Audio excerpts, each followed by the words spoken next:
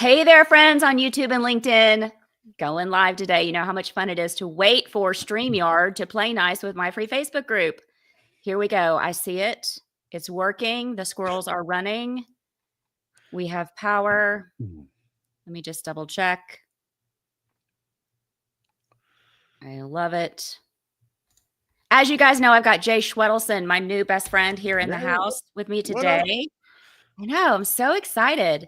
I'm super jazzed to know him because, and here's the thing, if you don't know him yet, you're going to be, first of all, I can't believe you don't know him yet. But second of all, if you don't know him for whatever reason, you can't forget the last name Schwedelson. That is just a mouthful. How did you get out of first grade having to spell that, Jay? I first of all, I didn't. I was able to spell it till the 4th grade, and I knew my wife loved me because her name's Allison. And when she took my last name, I don't think it's a worse, more ridiculous name than Allison Schwedelson. So that's when I knew it was really the right person for me. That is a lot. Bless her heart, as we say in the South. Yes. All right, friends. Jay is the founder of subjectline.com. And if you're not using that, I hope you're using it every day like I am. If you're not using it, you need to start now. It is a free tool that tests and grades you on your subject line and whether or not the subject line of your email will be opened. And it's really cool. It's really fun too to try to get that 100 points. And he's also the creator and founder of the Guru Conference, which is the largest free marketing conference in the world. And so what we're going to talk about today, we're talking about what's been working in 2025, from the subject lines that stop the scroll to the secret signals that tell Gmail, yes, you can deliver this to somebody's inbox. We're going to talk about proven data-driven strategies to make your emails impossible to ignore. But first, just in case this is the first time we've ever met, I am Tracy Beavers. I'm an award-winning business and sales coach, and I'm host of the top-ranked podcast, Create Online Business Success. I teach all organic visibility and list growth strategies, and I've coached hundreds of entrepreneurs just like you guys over the years to get visible and grow those email lists so you have that consistent monthly income that you want, because that income is going to come from your list and building those relationships and having those DM conversations that I talk to you about all the time. And the strategies that I teach get your list growth happening automatically every day in the background of your business without paid ads or creating another truckload of free lead magnets. So you guys, as we go along, you know how I do this. Pop your questions and comments into the chat. I know that Jay is happy to answer them. And if you're watching this on replay or you're listening on the podcast and you have a question, DM me or email me. I will find Jay. I know he will be thrilled to see me knocking on his door again and ask him the question and get a great answer for you. So let me talk a little bit more about Jay. Let me officially introduce him. He has built and led businesses, you guys, that have generated over $400 million in revenue. And he's been doing that. He's been doing what most marketers are too afraid to try, which is breaking those so-called best practices. That's one of the things I love about him. He'll follow the rules unless the rules are stupid. And I'm right alongside him, right? Because these best practices, some of them, they're just dumb. And they don't make any sense to me. And I know he feels that way too. He founded subjectline.com, like I mentioned. If you're not using it now, what are you even doing with your email life? And he also leads a team as the CEO of Outcome Media that executes over 40,000 marketing campaigns every year from some of the world's most iconic brands that we know and love. I love his top-ranked podcast, Do This, Not That, the podcast for marketers, the short tips, short episodes with fun stuff thrown in by Jay. Jay, I always love to ask my guests, first of all, welcome in. Second of all, what's a little known fun fact that our audience is dying to know and would love to learn about you? Well, first of all, it's a super nice intro, and I'm excited to be here, and you're crushing it. I love your show, and I love talking about list building and all the strategies. I guess a fun fact is I love horrendous TV, and I think that you know that. Yes. All things reality TV right now. I'm very deep on Love is Blind. I'm caught up. I'm ready to see what's going to happen at the weddings. And if it's bad TV, I will watch it. If it's intellectual, I will not watch it. So that's my jam. Yeah, me too. Yeah, I'm right there with you. My husband and our kids love to watch that intellectual stuff. And I'm like, no, I need a rom-com. Yes. I need some reality TV. Always. Absolutely. Makes me feel better. All right, let's dive in. I know I've got Valerie Mummert just commented over on StreamYard. She's on LinkedIn watching us today. She's an amazing person as well. Hey. Let's talk about best practices and the myth, because you've said a few times, best practices are garbage. They are. Yes. So, how do you balance having the email marketing guidelines versus letting that data and experimentation lead the strategy? Like, what are some of the best practices that you think we should just totally throw out? Yeah. So what happens is you go on Google and you say, "Hey, what are the best practices to do email marketing or whatever?" And what you get back is regurgitation. Everybody out there is lazy. Big brands are lazy. Publishers are lazy, and Mhm. they put out information from the year of the flood. It's no longer true, and it's total garbage. So you mentioned subject lines. So let's give you a best practice in subject lines that's just ridiculous. So people still believe that there are things called spam trigger words. They Okay. still believe because it's out there that if you put the word free in your subject line, if you Mhm. capitalize in your subject line, if you Right. use an exclamation mark or a dollar sign Mhm. or whatever in your subject line, that this is the reason that you're going to go to the junk folder or spam Right. folder because it's a best practice out there. Don't use spam trigger words. And it's Right. 100% not true. That's information from 10 years ago that has nothing to do, content, words in your email and your body copy has Mhm. nothing to do with why you go to the junk folder or spam folder. It's not real. So Yeah. the irony is the very things that these best practices tell you not to do. You don't capitalize a word, don't use numbers, don't do this, don't do that. Those are actually the tactics that if you put Mhm. in your subject line, it'll get them to open. I'll give you a couple examples of ways to get your subject line open, for example, Yeah. using these tactics. Yeah, please do. So one of the other things people always say about best practice, how many characters should Mhm. I put in my subject line? And Mhm. people say, I should have under 60, under 50 characters. How many Mhm. characters? It's the dumbest thing in the world. And the reason it's the dumbest thing in the world is that nobody actually reads your whole subject line. So Correct. if you wrote Jay's a big loser at the end of your subject line, nobody would see it. It may be true, but nobody would see it because we don't read it. What we Right. do is we look at the first few characters, first few Mhm. words of the subject line, and that's how we decide whether we're going to go further. So when you're thinking about your subject line, what you always want to think about is what is actually that first character. As an Mhm. example, if you start your subject line with a number, Yeah. the 3 pitfalls to avoid, the 7 big trends for 2026, the 5 must-knows, Mhm. whatever, you Right. actually see on average about a 20% increase in open Okay. rates, percentage of people opening up Nice. your emails. If you capitalize the entire first word or the first 2 words, like the Yep. phrase, just in, you capitalize JUSTIN, all the letters, or invited, you capitalize all the letters Yep. of that first word or phrase in your subject line, you Mhm. see about a 15% open. Why do these things work? Because there's a social scroll that we do in our inbox, Yep. and you have a battle. How am I going to get my email to win that millisecond battle and not everybody else's? And what you do at the start of that subject line is critical. Yeah. Yeah. Totally. Tell me how you feel about this because one of the things I love to do is put a really bright emoji as the first character and then do like what you're saying. And I know when I've tested things on subjectline.com, it said you need to have an emoji in there somewhere. I like to have it as the first character because I want you to see my email first. I want your eye to go immediately. Yeah. So let's talk about that. So first of all, I do love emojis, and Mhm. people get emojis all wrong. They're like, "Well, emojis are everywhere. They're stupid. They're ridiculous." I market to, a doctor audience. That would be silly for them, whatever. And Right. that couldn't be further from the truth because it does get your emails to stand out. But a few things to consider about emojis and subject lines. First of all, it's a myth that a lot of people are using them. Only 7% of all promotional email have an emoji Mhm. in the subject line. All Right. right. So I'm a big fan of emojis. One of the weird things that we're seeing now, believe it or not, is that negative emojis are significantly outpulling positive emojis, right? Really? So, for example, like if you use an emoji like a broken heart, Uh-huh. okay, or a crying face, Uh-huh. something that is negative, Right. it's much less used. It stands out a little bit more, and for some Interesting. reason, it's catching our attention more. So Yeah. within the emoji sphere, there's stuff to do.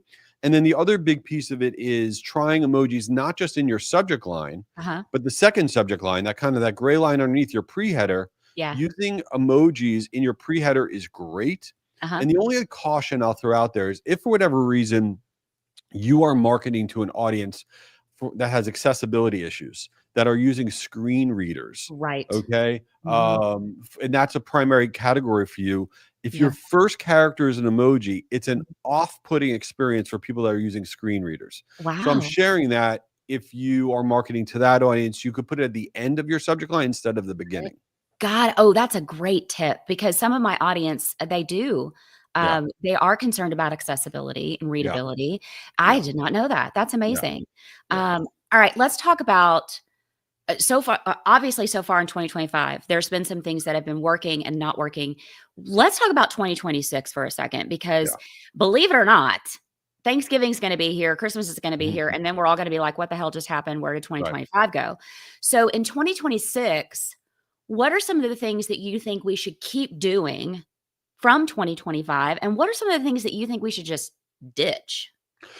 People get very confused towards the end of the year and then heading into the new year. And why they get confused is that in the last 60 days of the year, regardless of your audience, it is the highest unsubscribe period of the year for all databases. And the reason that is, what happens is as you get towards the end of the year, we all do this. We say, 2026 is going to be my year. I'm going to better myself. I'm going to get myself organized. I'm going to go to the gym.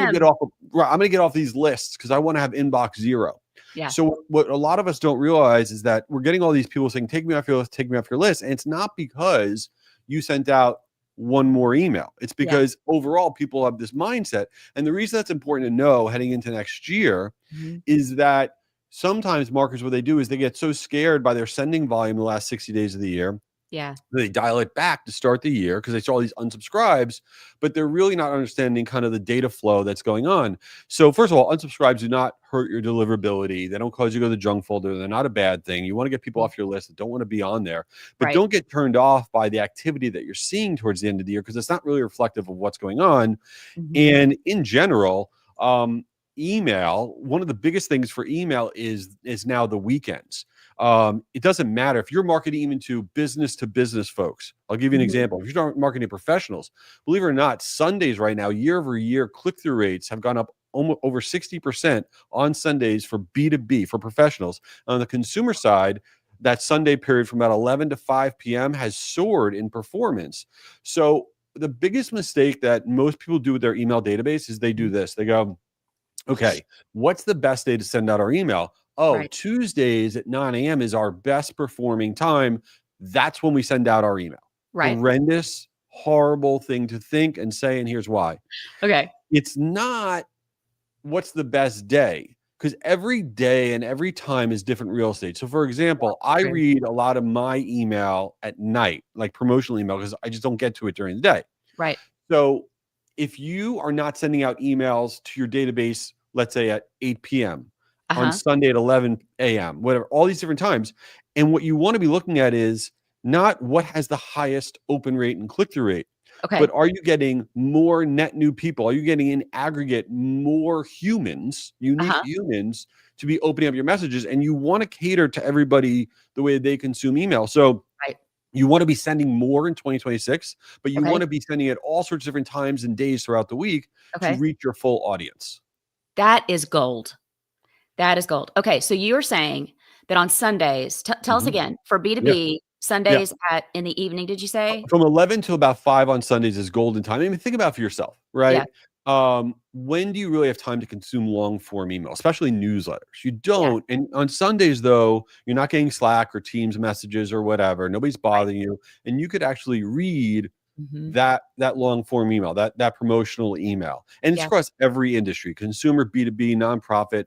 We see it everywhere. If you're not really leveraging the real estate of the weekend, Sunday better than Saturday, then you're really leaving opportunity on the table. And don't get turned off when, your Tuesday send gets a 30% open rate and a 3% click-through rate. And then your Sunday send gets a 20% open rate and a 1% click-through rate. You're talking about different things, and it doesn't matter. That doesn't mean you shouldn't be doing it. It means you should be doing it. It's a different population of people. Got it. Okay. Let's talk about those open rates a little bit more. Okay. We mentioned that, just to kind of recap for everybody, we mentioned that don't be afraid of those words that we thought were spammy words, like free, sale, discount, things like that. We've talked about trying out different days of the week. So I've been sending my emails on Tuesdays at 5 a.m. Central because that's what works for Tracy Beavers. Cool. But if I'm understanding you correctly, I need to play around with this to see. It's an additive, though. It's not, keep doing your your Tuesday at 5 a.m. But now send, how about this? Let's say you send your newsletter out Tuesday, 5 a.m. Great. 48 hours later, send out to non-openers on Thursday at 7 p.m. to the non-openers. Right. And what you're doing there is, first of all, in general, I never understand this. You write a newsletter, very hard to do. It's very annoying. As soon as you press send, you're like, thank God I got that out. That's the emotion we all have. Yes. Correct. Yes. And then that's it. You sent it out once. Totally out of control. Makes no sense. You Uh-huh. must be sending it out to non-openers, right? So you Okay. send it out at 5 a.m. 48 hours later, what you do is, let's say you send it out Thursday at 7 p.m., totally different time and day. Okay. And the subject line of that resend to non-openers, people didn't open the first one, Mhm. it needs to not be what you sent originally. It needs to say something in their face like, you missed this, uh-oh, or Right. yikes, you scrolled past this, or you actually need to see this one, dot, dot, dot. Something that acknowledges that Mhm. they missed it. Yeah. Okay. And then you send it at that different time, that different day, and you will see another 20% of the people, open that up and check it out. So when I talk about different days and times, that's additive, sending out more, not Mhm. just trying to figure out which is the best one. Got it. Okay. So in 2026, you're saying we don't need to be afraid to send more emails No. and do what you're saying with the unopens and things like that. What else would be really good for us to think about for 2026? Listen, AI is going to be even more so everywhere. And the Mhm. biggest thing that we're seeing right now with AI, what's performing in email Mhm. is un-AIing your email. What I mean Mhm. by that is, what do we all do? We have something we want to promote. We have a newsletter, blah, blah, blah, whatever. We go to ChatGPT. Hey, this is what I'm writing. Help me write this. Great. And you Yeah. take it and you mess around with it a little bit and you hit send or Uh-huh. whatever you're doing. That's what we all do. The problem is because everybody's doing it, right? Mhm. Humanity is now tuning out certain things that AI gives most frequently in terms of helping you to write stuff. So, for Yeah. example, we all know if you see an M dash, the long dash, right? Yes. That's Yes. it. You're like, robot wrote this, not interested. Right. But it goes beyond just the M dash. There Okay. are words and phrases now that are the most common use. And you could literally go to ChatGPT and you could say, what are the most common words Mhm. and phrases that you give back when someone's asking you to write subject lines, body copy, headline copy, landing page copy? Because Right. I want to make sure I don't use them in Okay. what I'm sending out. So an example of that, for example, unlock, Yeah. Oh God. Yeah. discover, Right. okay, Oh, learn more. These are imagine. most terrible, right? This is what they're always giving back. So if you start your subject line with the word unlock, forget it. It's garbage. It won't do well because Okay. it has now become even more wallpaper than before because that's what AI gives back. So we have to think in our marketing for 2026.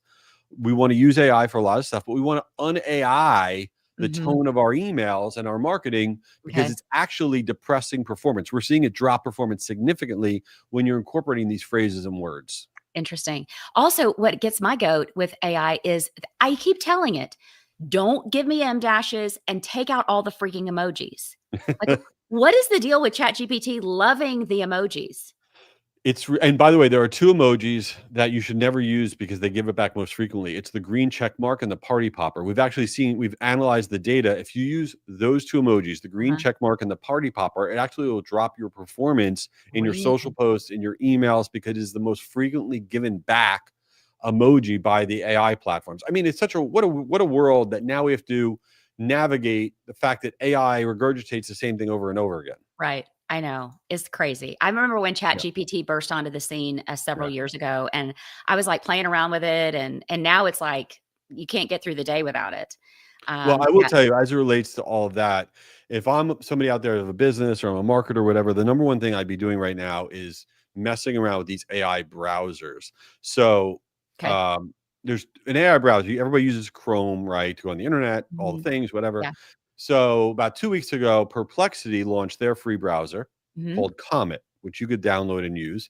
And now ChatGPT launched their free browser, which is called Atlas, which today Mhm. is only available on Mac, but it's going to be available in Windows in a few weeks. But if you're on Windows, I would download Perplexity's Comet browser. It's the same Uh-huh. thing because the reason you want to mess around with it especially for your audience, which are all about database growth and list growth and all that stuff, Yeah. what you can do with these browsers, and you don't have to be technical, this is not hard, whatever. You download the browser, you use it, Mhm. and you could then say to Comet or Atlas, hey, these are my 10 competitors, or these are 10 people in my category. Can you open up browser tabs for all of their pages? And then can you scan all their pages and tell me exactly, where they're collecting data, how they're collecting email address, what their price point is, what's their go-to-market, all the things. It will scan all of that in the browser and it will give you everything you could possibly want to be able to analyze everybody in your category in under 5 seconds. These Wow. browsers are so powerful. So if you have a business or you're a marketer, download one of these free browsers and really become a pro at it, because it's the Mhm. future. Wow. Okay. That is great. That is great information. I am lagging behind on the trend for all these things. Like I'm slow to the party, but once I get to the party, I want to dive in. So Yeah. thank you for helping me not be Oh late to the no. party on Yeah. that This one. is the yeah. So my audience loves it when their subscribers reply back to their Mm-hmm. emails. I know it Mm-hmm. helps with email deliverability. It also Mm-hmm. just feels really good Mm-hmm. to make that connection, and it opens up the door. What I help my clients and students understand is we need to have fun ways to get them to reply back, because that's an opening the door for another Yeah. connection, another Yeah. conversation. That's right. And I believe now more than ever, like you and I were talking about this before we hopped on and I hit the live button, that humanity is going to rule the day with anything we're doing in business. And Mm-hmm. I've always believed it, but I really believe it going forward into 2026. Yes. And so when we're able to have, because people come into the online space and they think they're going to be able to make sales without building relationships. And I'm going, hold on, wait a minute. I had an award winning sales career for over 25 years in corporate and was fully built on relationships and connections. So that reply back allows us to deepen and get to know our audience. So tell us, what are some fun ways Mm-hmm. that you guys have gotten people to reply back to your emails? Yeah. Super smart topic, because there's no better way to stay in somebody's inbox than to get them to reply.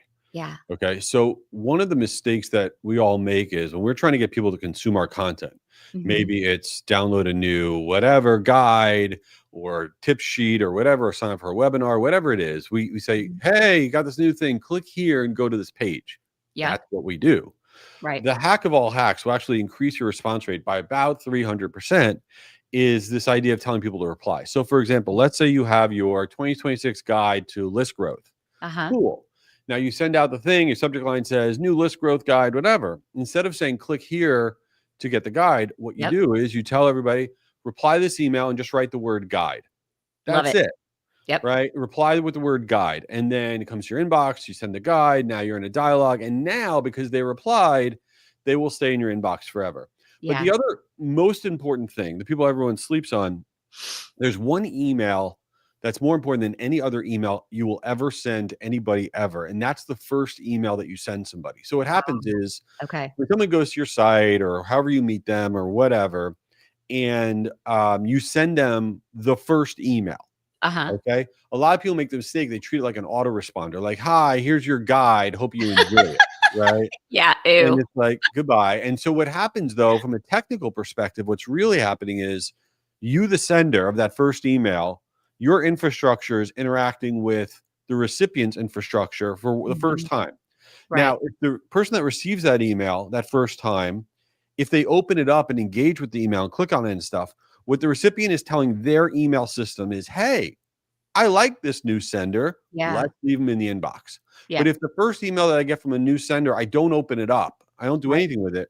What I am saying it with my non-action Mhm. is, I don't know who this is. I don't really care. And Right. eventually it's going to go to junk for that very reason. So what you want to think about, and the reason I say it's the most important email is you must get that first email opened and engaged with. And how do you do that? Okay. That subject line that you send for that first email needs to be incredible. It can't say thank you. Okay. Okay. That ain't it. It says VIP, your special VIP thing is inside, or you're on board. You got to see this dot, dot, dot, or Okay. special gift just for you dot, dot, dot, or Mhm. something inside just for you. I don't care what it says, but you can't treat that first email like it's just a receipt. It's not. It's Right. establishing the deliverability of your relationship forever, right? And it actually will increase the likelihood of you staying in the inbox if you get that first one open and engage with by over 85%. So thinking about that email Mhm. is really important. That is gold. I just made myself a note. I'm taking notes, by the way. I just made myself a note to go back and check the first email that I'm sending you after Yeah. you've opted in for something, because I set that stuff up a couple of years ago. Well, And to that point, I'm really glad you said that, because marketing automation is both the best and worst thing in the world of email marketing. It's great because, yeah. especially if you're like, a smaller company, it's like, how much can you really do? You want stuff firing at all times. And like you said on your intro, while you're sleeping, you're growing, you're doing, you're whatevering, right? Love that. But It's also the opportunity for you to create a negative signal for your business. What do I mean by that? I guarantee you right now, somebody listening right now, watching right now, has a marketing automation that's firing off that says the 2025 outlook for whatever. Yes. Right? There's no more outlook for 2025. It's over. It's done. Right? And it's completely over. And so, but when you send that out, Yeah. because nobody's auditing their streams enough, the person's not engaging with it, but there's a negative signal to them saying, this person, this business is not with it. They're not organized. Right. They don't have their act together. Right. They're lazy. You really need to go through all that and make sure you're not sending out garbage. Yeah. Oh, man. Okay. There's comments coming in. People are like, I'm going to go check mine right now. Yeah. Oh, my goodness. Wow. I see a question here from Valerie about double opt-in, which I absolutely hate, by the way. So I can tell you why. It's another horrible best practice. Please do. Yes. Okay. So double opt-in. It's probably the worst idea in all of marketing. I'll tell you. People will disagree with me, but I don't care. I'm right. No, I agree with you. I hate it. Okay, I think good. it's stupid. And here's why it's stupid. So number one, what is double opt-in? Okay, somebody go and sign up for a thing and it sends you an email. It says, oh, in order to really get on, you got to confirm, you got to do this, or else you're not really on the list. Right. Double opt-in. Here's the problem. Number one, okay, the people, you do not see a higher performance. You don't see higher open rates and click-through rates and purchase rates because you have a double opt-in list. Get response to this huge analysis, and you do not see better overall performance by having that. It is not a better user experience, and you do not get more sales. It's actually a very poor user experience, and here's why. The person signed up. They want the thing, right? What do you do with the people in purgatory? The 35% of people that don't click the link. Do you just say sorry and you keep sending them a confirmation link? What do you do with them? You do nothing with them and you lose them. Yeah. Okay.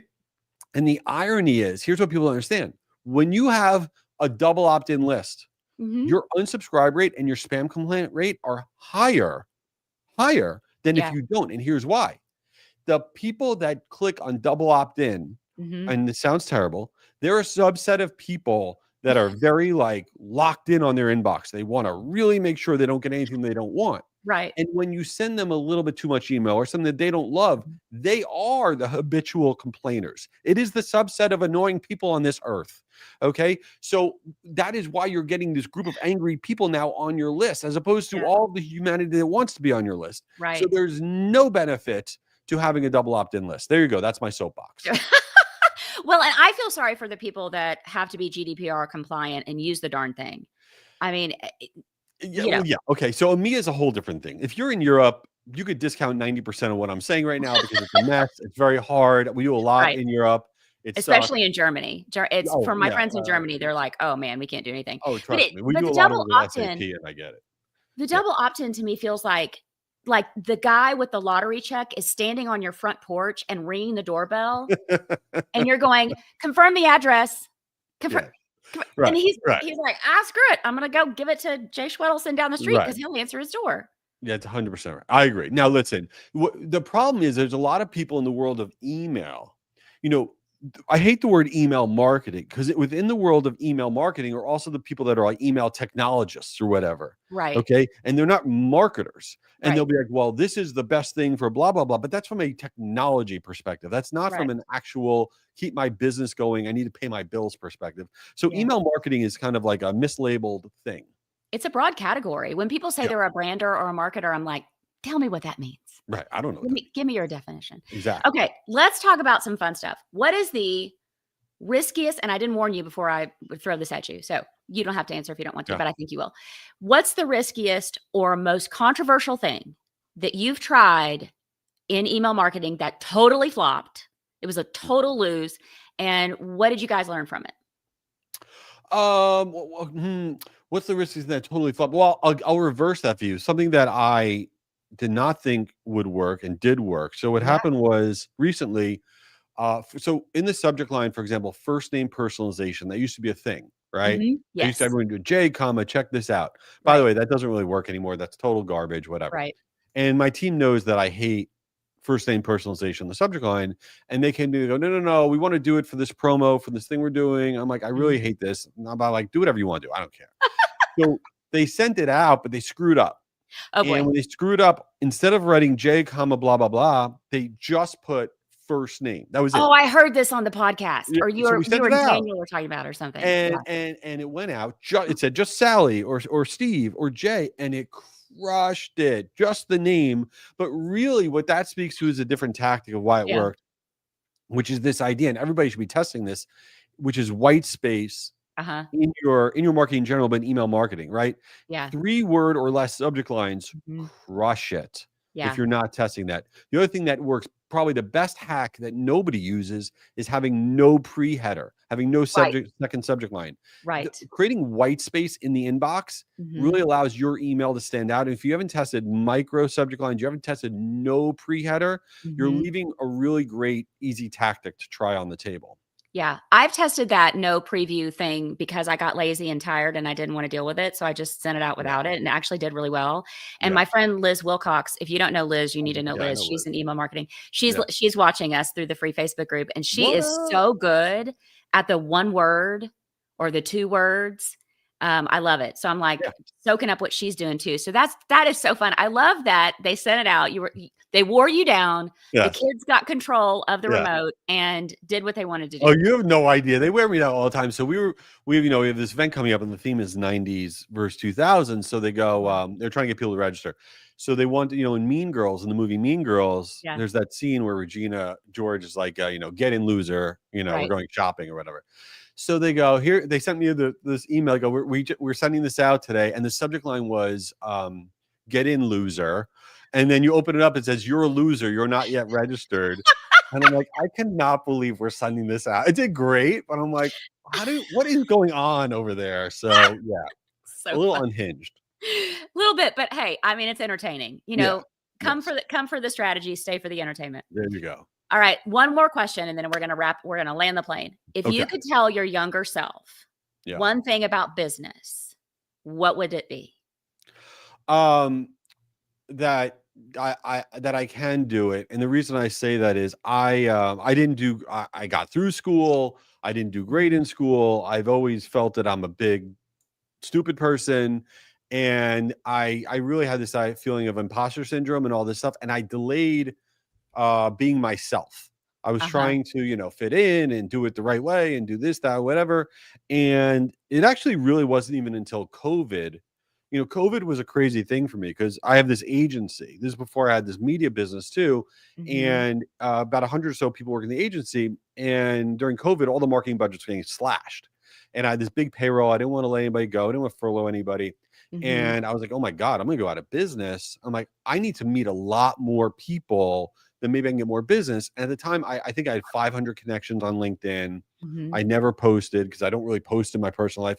And I realized, wow, I got to get comfortable being uncomfortable. I have to start posting. I got to meet people. I started putting on these conferences. And when I did that, hooray, my agency stayed alive, but it also flipped the switch where I was able to engage with people in a whole different way. So I think the humanity of everything is really what it's all about. And I wish I knew that probably about 20 years ago. Yeah, that's so interesting. But I love what you said about in the beginning, you were afraid to be yourself. Yes. And you and I were talking about that before I pushed the live button, because I felt that same thing. When I first started going live I've been going live every Thursday at 11:30 for years. We just turned it into the podcast last year. But I was trying to be anchor woman perfect, all dolled up with more makeup than I normally wear, lighting, all the stuff. And my friends were like, what is going on with you?